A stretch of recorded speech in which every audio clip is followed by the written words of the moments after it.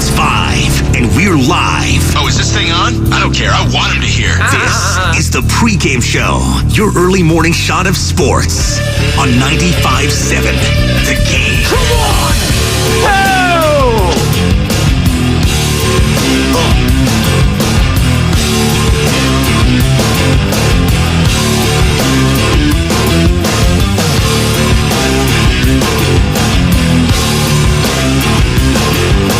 It's not how you start, it's how you finish. I think that perfectly exemplifies the life of one Jerry West, who left this world at the age of 86. I think that perfectly exemplifies the Boston Celtics in this playoff run. Welcome in, ladies and gentlemen, boys and girls. It's Joe Spadoni sitting in here for the pregame show. You got me for the next hour. We've got a lot to talk about. Celtics up 3-0 in the NBA Finals over the Dallas Mavericks.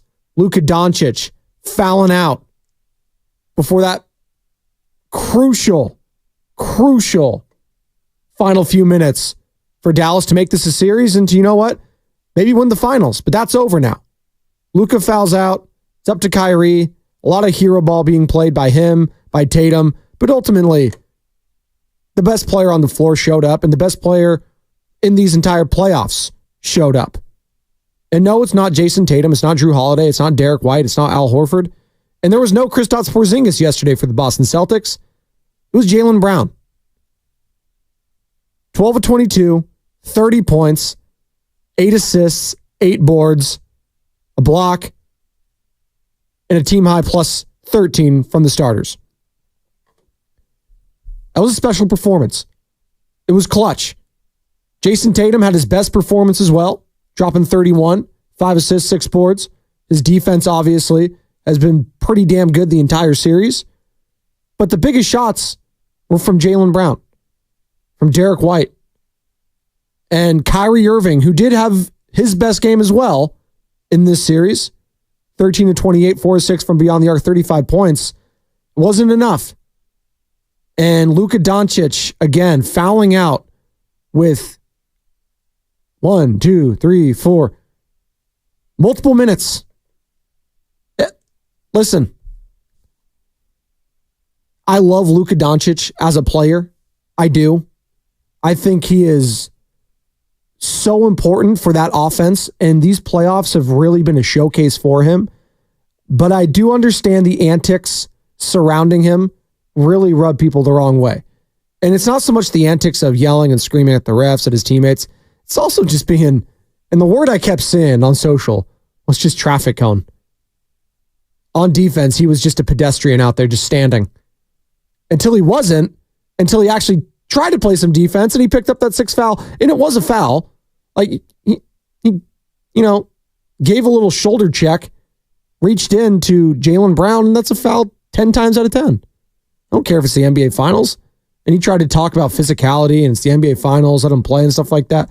Listen, if you're an elite defender, I think refs take that into account. When you're constantly up in everybody's business, like a Draymond Green, like a Jaylen Brown, like a Drew Holiday, like those players, yeah, they're going to get a little more leniency. But Luka, my guy, you're the Stay Puffed Marshmallow Man on defense, dude. You don't play any. So your reputation around that is whenever you try, you're going to look out of place and out of whack because you're just not very good at it. Or at least you don't try to be good at it. The effort's not there, and it's more glaring. You're not picking up players full court. You're not constantly all up in their grill. You're getting pick and rolled to death. And that's what happened yesterday. Luka Doncic, he had a bullseye on him. Jason Kidd, the head coach, said as much. And they're attacking him, and he's got to be able to adjust, and he's got to get better. And good for the head coach for saying that. 888-957-9570, 106-99 the final. Celtics had a 20-plus point lead early in that fourth quarter. A furious Mavericks run cut it to 1-point deficit. Wasn't enough. Kyrie had some looks. He had some chances. Again, hero ball played an effect there. And they come up short. And this is looking like all she wrote. It's looking like that Finals MVP is all she wrote for Jaylen Brown, and I was hoping for a better finals. I was hoping the Dallas Mavericks won yesterday, not because I care if they win or lose, but again, I just want to be entertained. And this has not been a great finals for the casuals. It's been a great finals for the Boston Celtics, but for everyone else, all right, when's the offseason start? When does the Klay Thompson's talk start? When does, Chris Paul and the draft pick, when does all that begin? Because that's basically what we're all looking forward to now. What's LeBron going to do? Where are the Lakers going to get as a head coach? Is Kevin Durant, are they going to trade him? Are they going to keep, that's what we're waiting for. All these next dominoes after the season's over, because it's over. 3-0 lead, it's never been, no one's ever come back from that in the history of the NBA playoffs. So, man, I can't get over how just ferocious the defense of the Boston Celtics are, though. But here's the thing that's maddening with the Celtics. And Evan Giddings, E-Dog, producer extraordinaire of Steiny and Goo, he had a great point yesterday on social. He's like, listen, the box scores and the analytics and all of that tell me that the Boston Celtics should be like an all-time team this year. They're, from start to finish in the regular season, the playoffs, they've just been the best team in basketball. But my eyes tell me different because they blow leads left and right. Like if you've watched the Boston Celtics at all this year, you've seen them blow so many leads, so many opportunities. I want to say they had one of the worst blown leads in the NBA regular season history to the Atlanta Hawks at one point. I think they had a 30-point lead and they blew it to the, I want to say, Trae Youngless Atlanta Hawks as well. DeJounte Murray, I think, had a big game. He had like 44 shot attempts. Like, they blew a lot of leads, and they almost blew one yesterday in the finals because that's what they've also been all season long. But you know what? No one cares about that. Why? Because they didn't lose the game. They hang on. They won. And that was it. So 3 minutes to go. Luka Doncic fouls out. 3:05, I guess you should say. They try to challenge it. Didn't happen. And I feel like I was robbed as a viewer. Absolutely. From not being able to watch Luka. And that guy is one of the biggest clutch buckets in the game. And we're going to be getting into Mr. Clutch here, Jerry West, who passed away at the age of 86. And just some great sound on the station yesterday, celebrating the life of Jerry West, the person, the basketball player, the executive, all of that. And I want to hear stories or just memories you have of Jerry West, what you think about when you think of Mr. Clutch. 888-957-9570. Luka Doncic has been that for the Dallas Mavericks. He's been their version of that this year. And for him to not be able to play those last 3 minutes, it's a shame for his team. It's a shame for himself. It's a shame for the fans. We didn't get to watch that. But you know what? He has no one to blame but himself. Again, he's the Stay Puft Marshmallow Man on defense. And if you reach in, you're going to get called 10 times out of 10. You're not Ron Artest, all right? You're not Dennis Rodman. You're Luka Doncic. And the refs aren't here for that. 888-957-9570. That's the number to call or text, the Xfinity mobile text line. Also, hit us up on Twitch, Twitter, YouTube. We are streaming all on those platforms. So search, like, subscribe, Twitch, Twitter, YouTube. Follow me on Twitter at Spadoni_Joe. You can also follow me on Instagram if you'd like, at Broseph Spadoseph. There you go. Figure out how to spell that. Give you $1 if you can spell it right. From the 925 on the Xfinity mobile text line. Dublin Marge. Love me some Dublin Marge. You get my day going, Dublin Marge. I got to meet her the last time we had our summit at Fieldwork Brewing Co. in San Leandro. Very nice to meet Dublin Marge. She came up to me, introduced herself. She works very early mornings, obviously.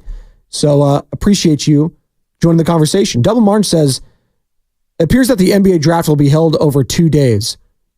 WTF. Well, Double Marge, they saw the success of the NFL draft and they're like, hey, can we, get some ratings out of this? Can we prolong this bad boy? And I agree with you. I feel like it's not the NFL draft. Like the NBA draft, after the first top 10 picks, more often than not, we don't really care.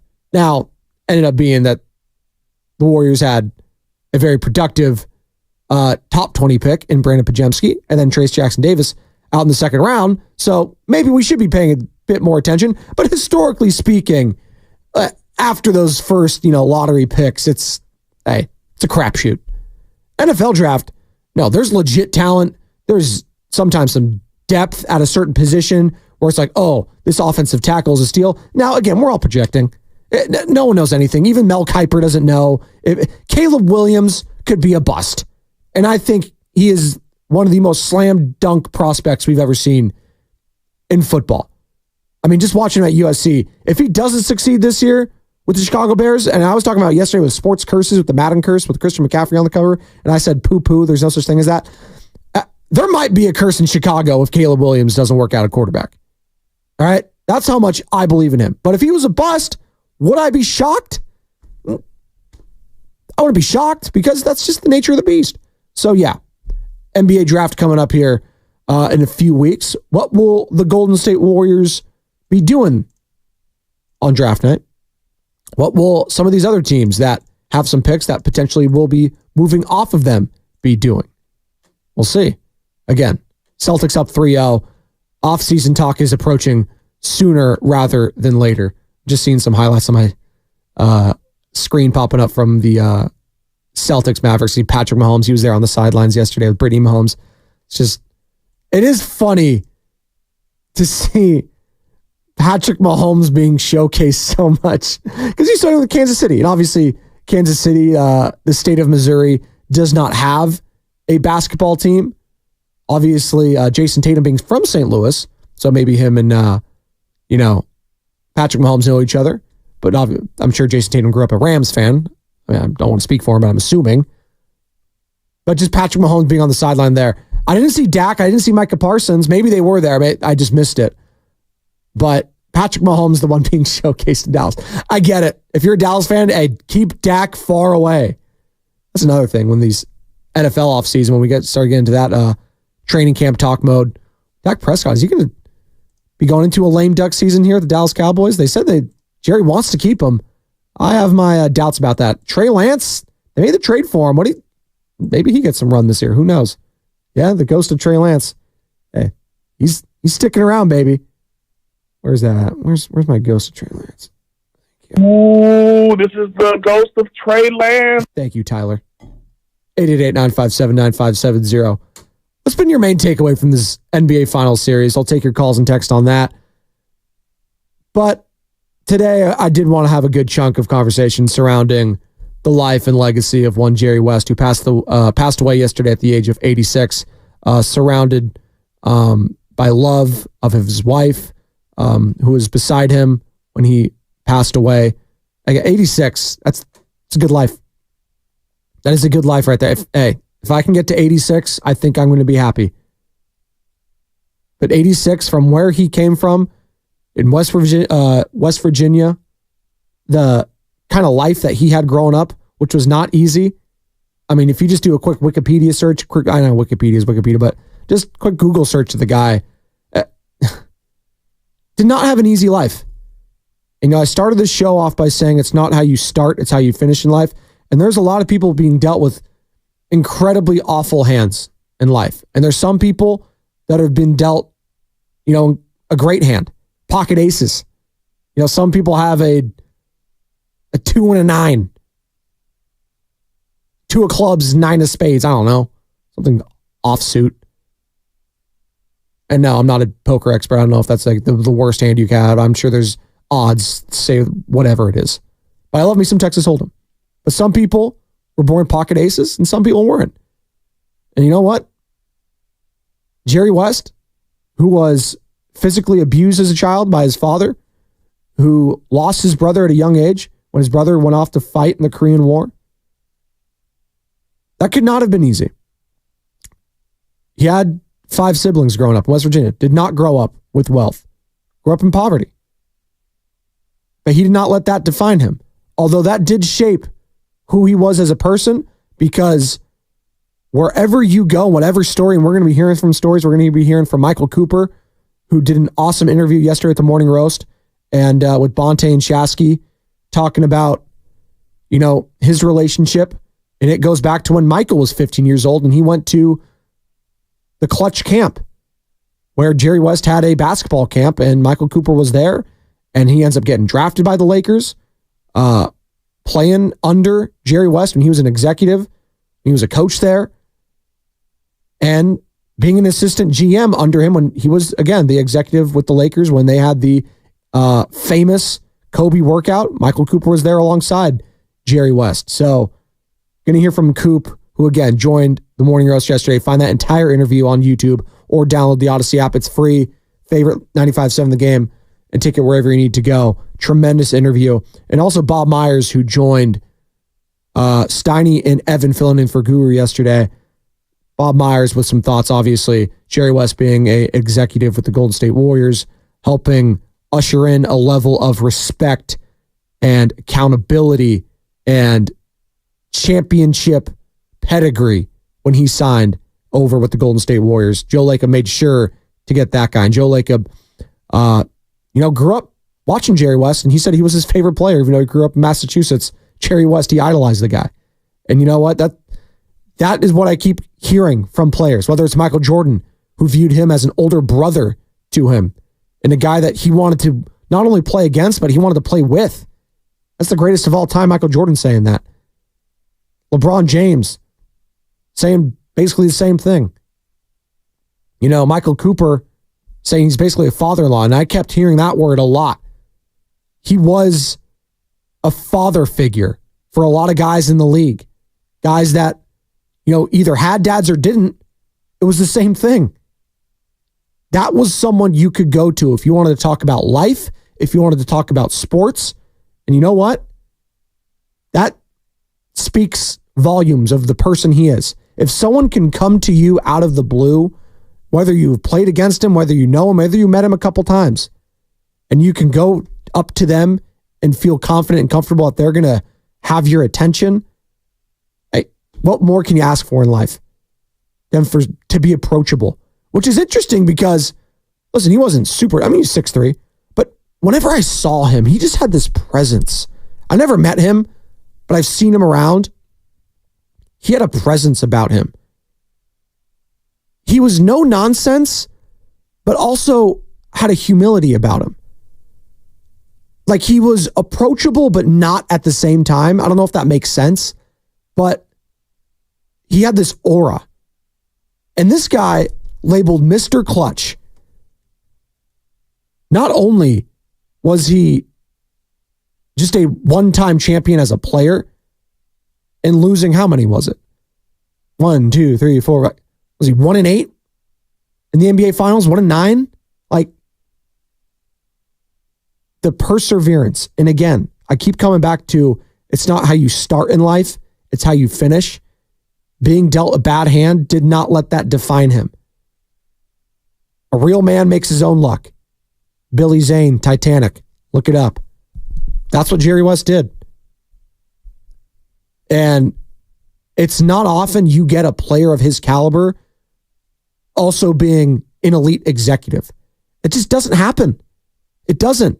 I look at so many different coaches who try to be the executive. Just look at Phil Jackson. One of the all-time great coaches. And he was a pretty good player with the Knicks, winning titles over there too, lest we forget. Going up against Jerry West and beating him there and also losing one to him. But Phil was not a great executive with the New York Knicks. I mean, you can go back to the Stephen A. cut with Max Kellerman. His first move was to sign Lamar Odom. And Lamar's doing good, so I don't want to poke fun at that. Lamar's doing very good. He's doing a lot of good things. He's also a guy that's overcome a lot in his life. So I like to celebrate Lamar Odom, not make fun of the guy who's clearly gone through some addictions. So we want to reflect on Jerry West, the life that was, and the life that will always be remembered. And I want to finish up this segment just listening to Michael Cooper, who again joined the Morning Roast yesterday. Take a listen. It's about 7 minutes long here, but I think it's worth getting into. Michael Cooper on the passing of Jerry West.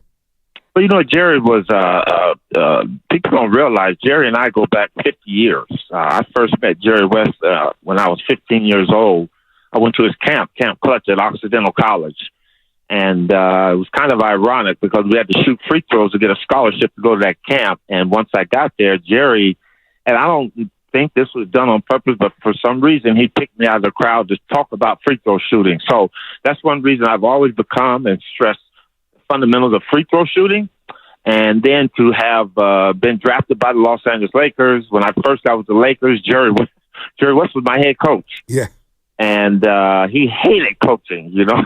He did not like it, but it kept him involved with the game. But, you know, I've heard people talk about him. He was probably the most amazing player that I've ever got a chance to see play this game of basketball. He had the quickest jump shot. He had the prototypical jump shot. I mean, the form and everything. And Jerry West was just a special person. And as I played and then I finished my career, I had the opportunity to work with him behind the scenes, being assistant to the general manager, watching how he was able to formulate teams, pick players, work with the salary caps and things like that, and then having to work alongside him when he picked probably the most prolific player that's ever played this game, and Kobe Bryant. That day at workouts, being with Jerry West and how he talked about and how he saw players, and then going on just to be a close friend. I saw Jerry about 3 weeks ago, and it's just a hard day for everybody, but especially for me. Well, Michael, I recently lost my father, and it's very difficult, and we're really sorry to have you on in these types of situations. And everyone's going to read the stats and all the accomplishments, right? Like the obituary is like, it's ridiculous. This guy's one of the greatest basketball contributors of all time. But as a man, what would you say his legacy is? As someone that works side by side with him every single day, as a person, what was he as a man? You know, Jerry was like a father figure to me. As I played with the Los Angeles Lakers and he was our general manager, players go ups and downs on and off the court. And Jerry was always there to lend an ear and lend a kind word or voice, or always instructing you or asking or telling you, using himself for an example on how you could become a better person on the court as well as off the court. I think, the one saddest part to me after I see all of this is how he was depicted in Winning Time. I really didn't like that. Yeah. And, it was just an injustice to him because that was not Jerry West. I was with this man and saw him every day for 7 years when I worked with the Lakers after I finished playing. And he was the kindest person. He could be stern. He could be hard. But just a person that had a lot of compassion for other people, but always told the truth. And that was the one thing that I appreciated about Jerry West. That he always told you the truth. You may not like to hear it, but he was going to tell you the truth, and then you make your adjustments and you make your decisions off of that. So, but Jerry was just a friend. Even after he moved on from the Lakers and went to Golden State and the other teams, Memphis and stuff like that, you can always count on him. And his lovely wife Karen, man, that's the one that I hurt for because she and his kids. Karen was a special person. When we played with the Lakers, she was one of the Laker wives. She just was special, man. And it's just, but Jerry was something too. Jerry was a really good guy. Yeah, no doubt, Coop. Well said there. 86 years old. We lost Jerry West today. Michael Cooper, 5-time NBA champ here on the Morning Roast on 95.7 The Game. We'll be in town this weekend with the Big Three as he's the head coach of Three's Company in the Big Three League. Mario Chalmers, Michael Beasley, Reggie Evans, Sean Williams, and the Sear Core. And we'll get to how you got involved in the Big Three because people forget you coached the LA Sparks, won a couple WNBA championships back in 01 and 02. And I thought you maybe would move on to be an NBA head coach one day. But Coop, I got to ask you about being inducted into the Hall of Fame because we've been trying. I know the league has been trying for so long. People say, well, why isn't Michael Cooper in that Hall of Fame? He was part of the Showtime Lakers, a very important player with that team. Nobody's guarding Larry Bird like you. Nobody's guarding some of those great wing players that you were guarding, Coop. And I just wonder now, with you going into the Naismith Memorial Hall of Fame when you'll be inducted August 17th, and I know that's going to be a very special day for you, it feels like now you're going to open a door for guys like Tony Allen, Andre Iguodala, guys who are quote-unquote specialists as a defender. And I think you breaking down those barriers and getting into the Hall of Fame finally will open up the doors and say, hey, you have to play defense too in the NBA. You know what I'm saying, Coop? Yeah, I like to think that I'm the beginning of hopefully of that kind of player that they're allowing into the Hall of Fame. But the doors were broken down with Ben Wallace and Dennis Rodman. Great and point. Those two players right there kind of like set the stage for because championships are won as a team. And yes, the NBA looks at, or people will look at, players that are scoring the 25, 30, but those players don't get those shots unless Dennis Rodman sets a good pick. Those players don't get those shots unless Ben Wallace is grabbing a rebound and kicking it out to them. Those players don't get those shots if Michael Cooper's not playing defense, allowing other people to do things. So I'm just glad that the opportunity came, and you know, my little path from Pasadena, California, for my footsteps and my journey to end at the Hall of Fame doors, and the doors finally opening for me, really, really special. And the thing about that, I was really getting ready to enjoy that even more so, is that I told you, Jerry West started with me from day one coming into this, and he was going in this year too as a contributor. And it would have been nice for him to see me get this, because he was a player that put me in position as far as drafting me with the Los Angeles Lakers to give me the opportunity to have the kind of career I had. So it's going to be heartfelt. Joy with a lot of sadness, but I'm feeling very, very gracious and humbled to go there, to go in. And yes, let's hope that the door does open. But you know what? A lot of people don't understand. It's the Naismith Hall of Fame. And when people were telling me, I was like, Coop, you didn't get in necessarily for your play. Yes, that was important, but it's your contribution to the game of basketball. And as you mentioned, I was able to have the luxury of coaching Lisa Leslie with the WNBA, the Sparks, to win 2 championships there. After that, I go on and I play coach in the D League at the time, which is the G League now in the NBA, the Albuquerque Thunderbirds, and I was able to win a championship there. So it's everything you've done to contribute to this game of basketball. So I hope that all that I've done, coach at high school, I coach women's college. So now I'm at a D2 school, Cal State LA. So I keep trying to give back to the game. And that's the one thing Jerry West always kind of mentored me about was, Coop, you got to keep giving to the game that has given you so much. So for me to go in and to be thought of now as a Hall of Famer is just one of the best things that ever happened to me. So, yeah, I'm going to enjoy this, and I'm going to enjoy it even more because I'm going in with my mentor, Jerry West. Man, you can just hear the emotion in Michael Cooper's voice. The great Michael Cooper, the Hall of Famer now, Michael Cooper, getting inducted this summer to the Naismith Basketball Hall of Fame. So, rest in peace, Jerry West. We're going to wrap up that conversation on the other side because I wanted to hear what Bob Myers, former president of basketball operations, the Golden State Warriors and general manager, also had to say about Jerry West yesterday with Steiny and Evan, who filled in for Guru.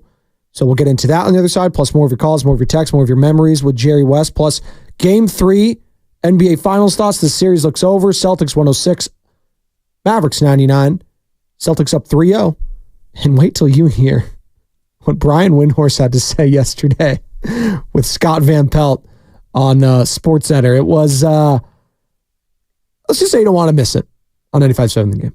Hypertrophic cardiomyopathy is a serious heart condition. Some symptoms include being short of breath,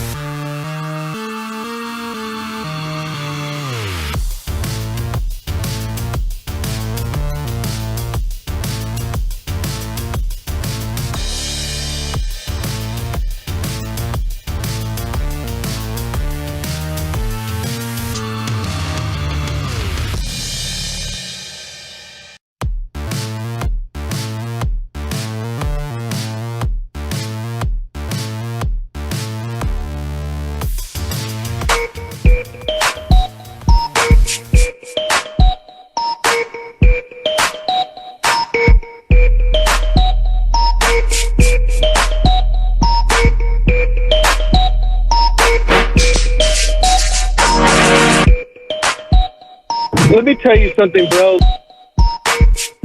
Now, let me tell you something, bro. It's the pregame show, Joe Spadoni. Welcome back. One segment down, two more to go. Going a lot of different directions. Call or text 888-957-9570. Xfinity mobile text line is always open. Also hit me up via Twitch, Twitter, YouTube, all powered by First NorCal Credit Union. From the Xfinity mobile text line, Kyle K in Oakland. I like you, Kyle K. You like to hit up. The chat in YouTube, I get it. I know. Don't worry. Hey, just give it some time. It's all right. The Xfinity mobile text line, you just hit me up right there. Kyle, it's easy. Just text it. It's that's simple. Give me a call. I always see that there is something here, and I'm a big text guy.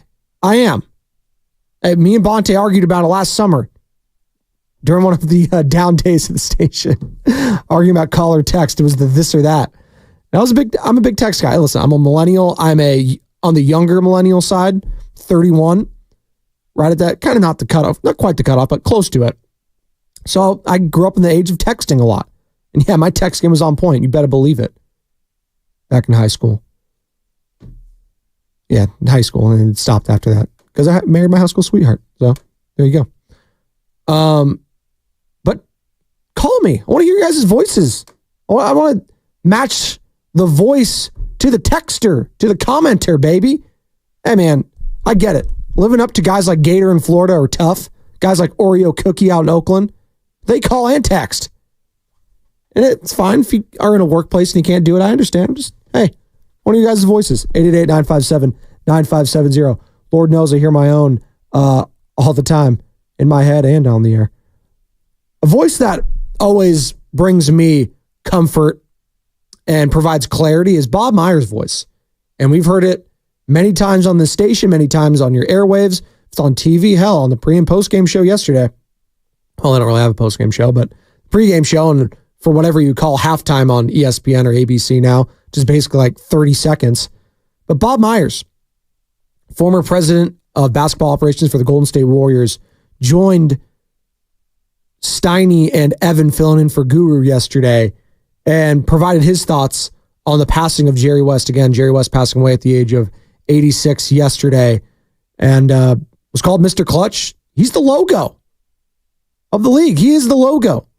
Like, you see it, man. Bob Myers on Jerry West, the person, yesterday. Every time I got on the phone with Jerry or interacted with him, I'd walk away with at least one thing that was pretty profound about basketball, about life.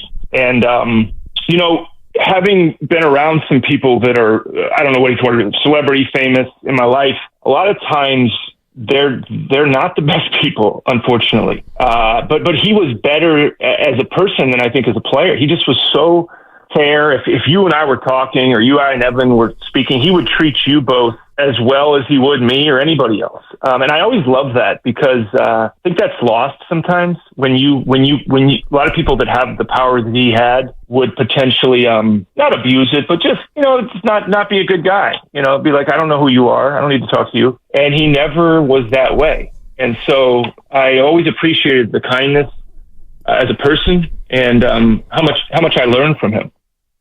I mean, just think if you're Bob Myers. I mean, this guy has had some life, and he was never a professional basketball player, collegiately at UCLA, but he even acknowledges he was never on that sort of level. But to be involved with the greatness of a guy like Jerry West, of a guy like Stephen Curry, to chop it up with a guy like Steve Kerr that played with the greatest player in the history of sport, Michael Jordan. Bob Myers knew Kobe Bryant very well. Like, some life Bob has lived, and I'm for sure he'd be the first to tell you that. Hey, he's very lucky. Now, he earned some of that, but you got to be lucky along the way. And some guys that he's been able to interact with and work with on a day in and day out basis, and Jerry West being one of them. I mean, take a listen to this story that Bob tells of just how nice of a person Jerry West was. He treated me so well as a young agent. I was flying to Memphis because we had a few guys on their team, Pau Gasol and Mike Miller and Earl Watson. And I remember him telling me, he asked me what time I was getting in to the airport. and I was flying from LA to Memphis. And I said, I don't know, Jerry, like two something, 2:30. And he said, where are you staying? And I said, I think I'm at the Wyndham, or I forget what it was. And he said, why don't you stay at my house? And I said, and I'll pick you up. And I said, and I think to myself, people say that stuff. Nobody picks anybody up from the airport anymore. It's never, I don't know. Maybe you guys do, but it's a rare breed now. And again, this is Jerry West. So I go, you don't have to do that. And he says, no, I'll pick you up. Jerry West picks me up. I am a nobody, like a zero. I'm not even important. And he picks me up from the airport, and I stay at his house, and treats me like a family member. And I'll never forget that about Jerry, the kindness when no one was looking, just the decency that he was to me.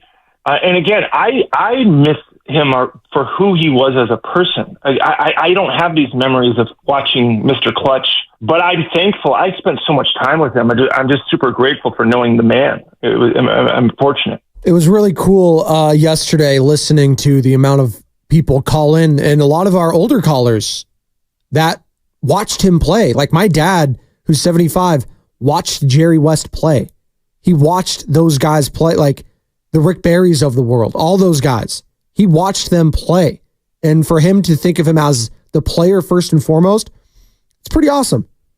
Because I've never seen, like, I just see the highlights. But people talk about him like he was this great winner. And again, he was a loser in the NBA Finals. Like, I'm not trying to, poke the guy or be mean to the guy, but he was a loser in the NBA Finals. He won one time, lost a bajillion times to the Boston Celtics, and yet we revere him as Mr. Clutch. Because the people that watched him play realized, oh my God, this guy, I mean, Bill Russell's out on the floor, right? Like Elgin Baylor, but Jerry West might be the best player out of all of them. And that's saying something. I mean, Bill Russell's got the hardware, obviously, he's a legend. But Jerry West, his tenacity, his toughness, his grit, his jump shot, which was just robotic, a lot of callers were saying, was just something else. So not only the player we remember, but obviously the executive and the person, as Bob Myers mentioned there. Before I hit the break, let's get out to Ozark Rob wants to join in on the conversation. 888-957-9570. Ozark, you're on the pregame show. Just Spadoni. What's going on, man? Hey, what's up, Spadoni? I want to give you an early shout out for Happy Father's Day. Thank you. As well as Jerry West, I'm around your same age. I'm about 29. I never got to see him play, but oh, no, Ozark, we lost it. Give us a call back, buddy. Those Ozarks, hey, the connections can be bad. It's all right. You dropped off. You might call back. It's all good. We got to hit a break anyways. 888-957-9570 is the number. More of your calls, more of your texts. Plus, wait till you hear what Brian Windhorst had to say in regards to Luka Doncic, who fouled out yesterday with a little more than 4 minutes to go. And what was a must-win game for the Dallas Mavericks, who cut the lead of the Boston Celtics, who had a 20-point lead in the fourth quarter. They cut it all the way down to 1. Fouls out. Celtics, they hit the shots that the Dallas Mavericks couldn't down the stretch, and that was the game. Tough look for Luka Doncic, and there is a lot of rhetoric right now from a lot of Luka fans saying, hey, it was the same thing as LeBron in 2011. I'm not so sure about that. We'll get into that on the other side, plus more of your calls and more of your texts on the passing of Jerry West at the age of 86 on 95.7 The Game. At Shane Company, we'll help you design an engagement ring as unique as your love story. We have the wide...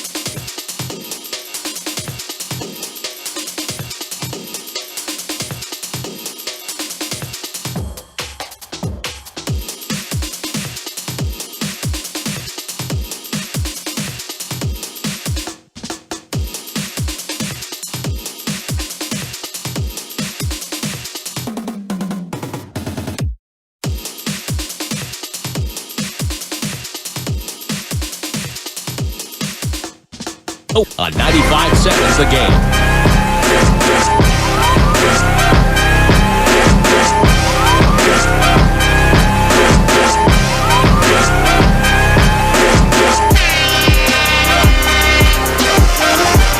That's who I am. I was not afraid. And today, I was getting into players that are drafted today, and everyone, competitive people, this dog comes up to walk. That guy's a dog. That guy, well, I was a wolf. Okay? I used to eat dogs. He would eat dogs, people. Great Jerry West. He was a wolf. He wasn't a Chihuahua. He wasn't a German Shepherd, a pit bull. No. It's a freaking wolf, man.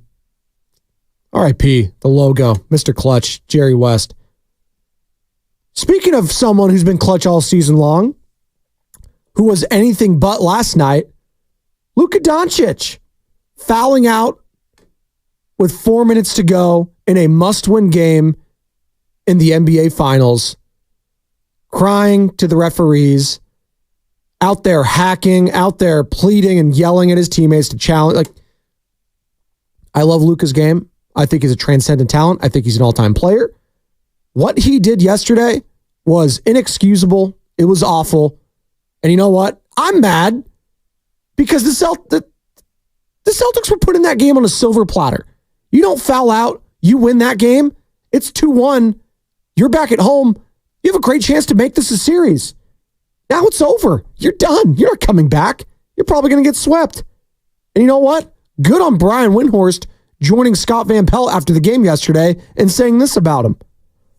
I thought it was perfect that Luka fell onto the ground there in an unacceptable position to put himself in with 4 minutes left with 5 fouls, and then immediately looks at the bench and says, you better bleeping challenge it, as if it's the bench's fault that he just made a terrible play. I'm standing here in the Mavericks tunnel. Over there is the Celtics tunnel. That's where the winners are. If Luka's ever going to be a winner coming out of this tunnel here, he is going to have to use what's happened in this finals as a learning experience. His defensive performance is unacceptable. He is a hole on the court. The Celtics are attacking him. They are ahead in this series because they have attacked him defensively.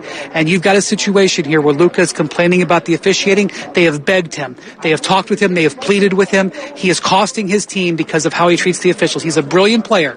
He does so many things well. They are here because of how he did. His performance in this game is unacceptable and the reason why the Mavericks are not going to win. He's got to get over this. And the fact that he came out after the game and blamed the officials showed me he's nowhere close yet.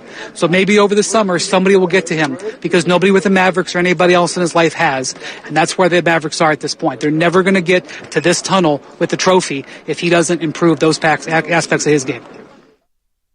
Brian Windhorst, ESPN reporter, writer, just putting a blowtorch on Luka Doncic, and deservedly so. Again, I talked about it yesterday.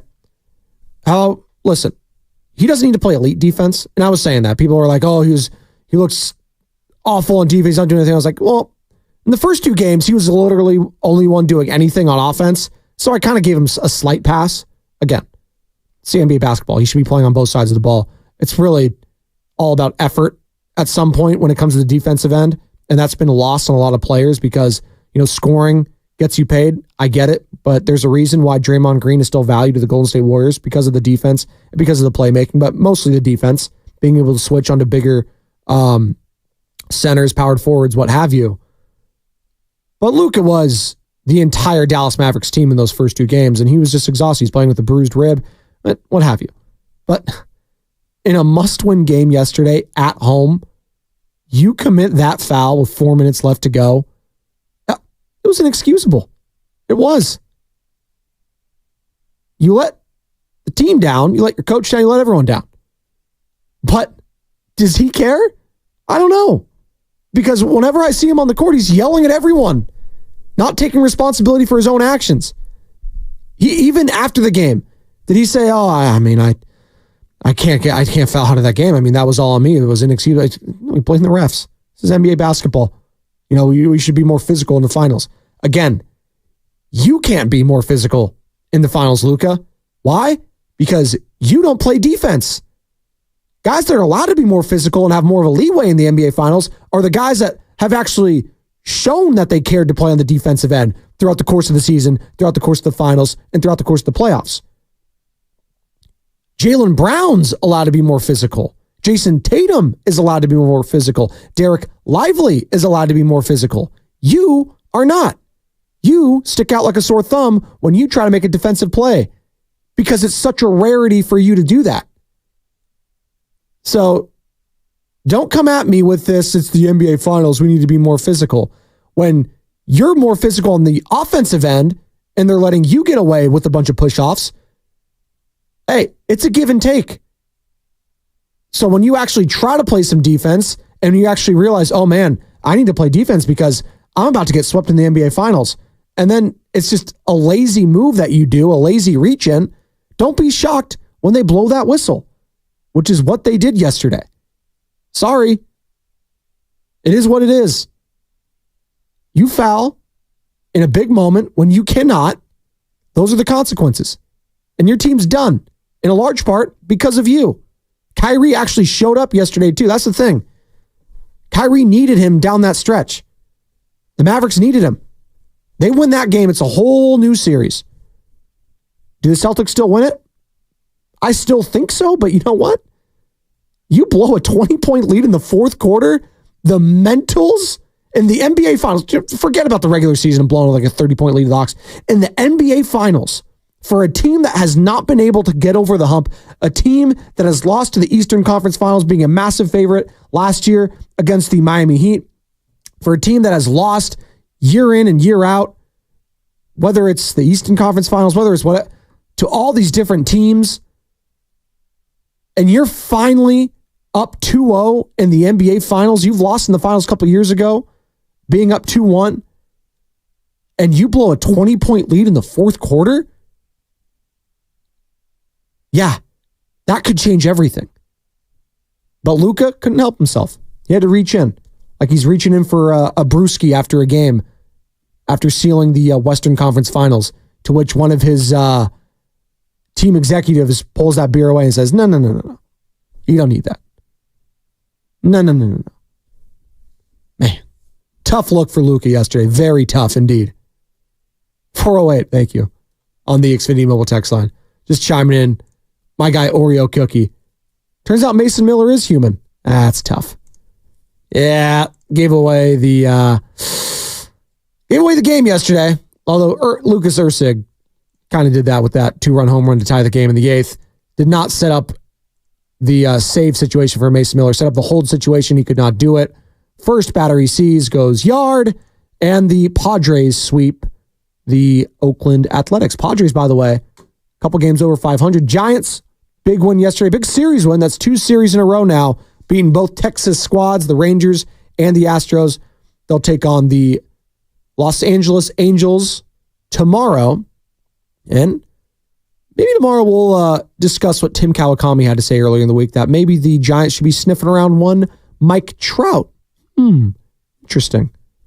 I wouldn't be mad at it. I'll say that. I would not be mad at that. That would be a bold move. And a guy that has not made any bold moves, I'm here for it. Speaking of bold moves, we got a couple minutes here. Want to get into this sound from Anthony Slater, who joined Bonte and Shasky yesterday. Anthony Slater, obviously, R95.7 The Game Insider, covers the Warriors for The Athletic. This guy's more tapped into this team than anyone else. Talking about Klay Thompson. Where is he at? So as soon as these NBA Finals are over, folks, hey, it is all off-season mode in the NBA. And is Klay Thompson going to be a Golden State Warrior still? Well, here's what Anthony Slater had to say about, first, Klay's frustration with the Warriors, him not feeling like he's being a priority, if he's going to leave, what have you. But we'll start with this one on Klay's frustration. This has been a storyline for years that Klay, because he missed 2 seasons and got paid max money, owes something to the Warriors. And I mean, and you heard it in his exit interview answer, if people can remember it, but it's like, think about, it's kind of like think about all I did for the organization all up until the moment that I tore my ACL in Game 6 of the finals.